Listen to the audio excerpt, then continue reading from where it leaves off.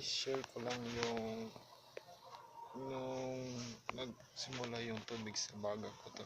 Tatlong linggo akong nakasandal natulog. Ganito yung unan. Parang ganito. Yan. Tatlong linggo ako nun bago ako na-admit. Ganito ako matulog. Nagigising ako. Oras ako nagigising. Kasi ito nga, nahihirapan akong huminga nun.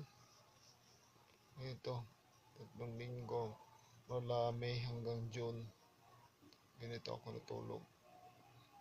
Kaya nangangiyayat ako, bayat ako nun. Bumaba timbang ko from 53 kilos, bumaba ng 36.